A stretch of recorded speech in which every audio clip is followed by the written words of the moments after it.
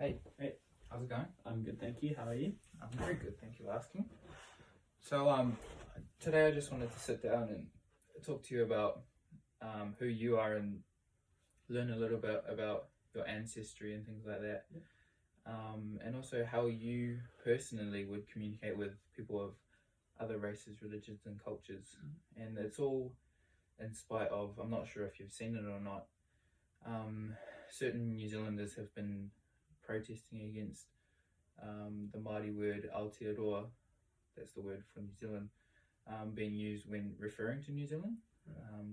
We just sort of wanted to see your perspective and take on that. Cool. Right, so before we get into everything, I just wanted to see how everything was with you and how's things going off lockdown and things like that. Yeah. No, everything's going good. It's nice to get back into everything again, get back into some old habits, uni, gym, just everyday life again. But without a doubt, I enjoyed the temporary break for a little bit there, getting some time away from everything. It was real nice. Yeah, well, it's good to hear everything wasn't too stressful, because I think for a lot of people it was a bit of a shock and a few people didn't like it, so it's good to hear that it was going good for you. So, are you from New Zealand? Yeah, so I was born and raised in New Zealand, and I grew up in Hamilton, lived here my whole life.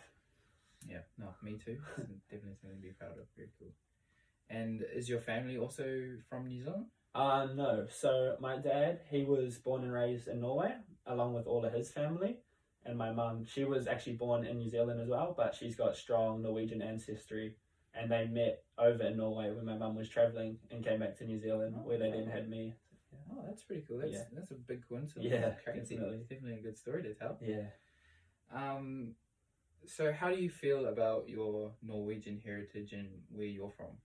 Yeah, I have quite strong values about my Norwegian ancestry. Just it's such a big part of my family, and such a large proportion of my family still lives over in Norway. Yeah. I think I definitely align with the Norwegian culture a lot, particularly they're leaders in innovation and they look to keep everything green, and I definitely overall like their perspective on the world. Yeah. And I think growing up, a combination of that, which my parents have definitely pushed on me, with the New Zealand culture, I think there's quite a strong alignment there between the values and the culture in general, the laid back nature, and just overall it's created me into who I am.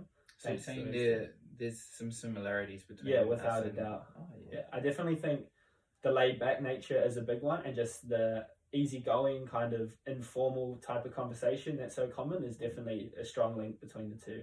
Well, it's interesting because, on the surface, Norway and New Zealand seem so different, but when you really analyze it and look at it, there's actually a lot of similarities. Yeah, definitely. And how do you feel when you're communicating with other people that aren't from Norway or New Zealand? How do you feel about that?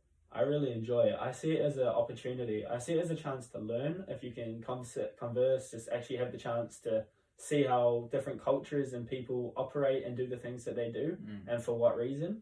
I think there's so much that goes, beyond the eye when it comes to those cultures and just how people do the things that they do. So getting the chance, if you're lucky enough to see why they're doing that and to see how they do that, is such a cool chance, and definitely something I always look to take up on. Oh, well, I commend you on being so open to actually, exploring different races and things like that, and it's very cool. So if someone was to, and this is God forbid, anyone insult or disregard your races, how would this make you feel? I think that would definitely upset me a lot. Firstly, I think that it's such an unnecessary thing to do and just causes unnecessary hate for no reason at all. But I think in addition to that, your culture and who you are, everything comes together to create a whole. It creates you, your culture, your values, the way you've been rung up. So if someone is to insult that, it's so degrading and such an insult just because it's literally who you are, where you've come from, I think. It's almost evil because, listening to what you're saying and how passionate you are about your ancestry, if someone was to insult that, it's almost unacceptable. And so how would you communicate with other races? I think for me, definitely, it's a matter of respect. Definitely is a big one. Showing them that you're open to learning about their culture and approaching that in the most culturally sensitive way that you can, potentially by seeing or just having a brief understanding of how they may operate, so you can go into it a little bit preempted with some knowledge. and from there you can look to understand, appreciate, and show your respect for their culture, in which a solid relationship can be formed, I think. I think the main thing with two different religions and races and cultures is that communication can often be quite different, and if you don't have that communication, then interacting can be quite hard. So I think that communication that you've been talking about is definitely key there. And so if we compare yourself to these people in New Zealand who have been saying they don't want to hear Aotearoa being used, which is, what would you say, quite culturally insensitive? Yeah, definitely, without a doubt. It's equal rights. I think, everyone should have the chance to have their say. What's the difference between you and them? I think it's definitely a matter of them being closed-minded and unappreciative of other cultures in the first place. I think they take on this perspective where it's their way or no way at all, and they're just not open, then empathetic to how other people are doing things and operating. It's just such a closed-minded approach that really stops growth from happening, in my opinion. And it's quite crazy how you can have two such drastically different perspectives on something that, it almost seems quite straightforward, doesn't it? Yeah, exactly. So it's not right. What they've been doing is I definitely don't think so. No. And so, where do you think their motives come from when they're acting empathetically, as you say, towards other races? Right.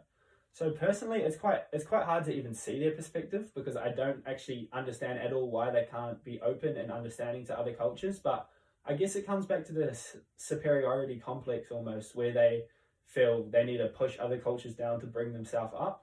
And I feel like that definitely comes from a position of self-doubt, or a little bit of uncertainty to who they are and who their roots come from. If they need to bring down other cultures for their own sake, I think. No, I definitely agree with that. And so, if the best way to try and minimize this in the future is educating and teaching people that this isn't the right way to be, how do you think we could do this? What sort of ways could we try and bring both cultures together, and so that we have an appreciation for everyone? I think, in the first place, it's really important for for us people to be open to actually accepting the culture and accepting to learn. But I think to push that onto someone slowly and to ease someone into that, you can definitely take different methods on, such as, let's say, sharing a cultural dish or a cultural dance from your culture that's made for enjoyment purposes, as a means of breaking down the walls between the culture and inviting someone in almost. And I feel like once you've established this, the next step then is to educate and to teach and to show how their culture actually means on a larger scale, like what they stand for, why they do the things that they do. But it's important to break down that wall in the first place, I feel. Do you know anyone that's, that doesn't have this appreciation and that is racist towards other religions? Definitely. I think that everyone will know someone, at least, that definitely thinks it's their way or not at all, really, which is sad to see almost. But and you'd say that, this person, if they gain some education and teaching around that implying those things that you've been saying, they too could also maybe gain a better appreciation of other races? Definitely, I think it's a matter of them being closed-minded and needing to open themselves up, which is only going to come if other cultures and them come together, really. They need to see it with their own eyes, and I think from there they can realise that other person is still human. They still have a life. They're no better. We're all equal. That's how I see it.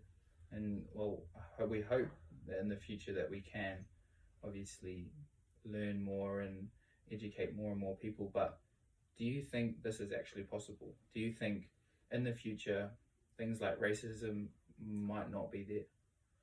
I think with globalization occurring, with us needing resources and communication from all around the world, it's undoubtable, really. I feel like very slowly the world is coming together as this whole, as we're beginning to work in greater synergy and with greater cohesiveness as we previously would. We all need each other. So I think the best thing to do is to work together as one. And I think working together will slowly but surely break down those walls and that massive gap that we still hold between races and religions. So what I'm hearing is you think better communication between other races is the key to eliminating racism in the future.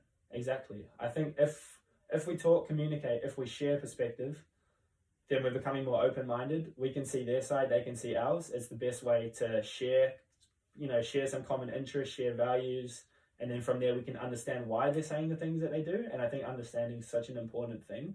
Yes. So if we can understand, we can learn. If we can learn, then I think, hey, there's no reason why that they need to be separated anymore. Yes, no, I agree.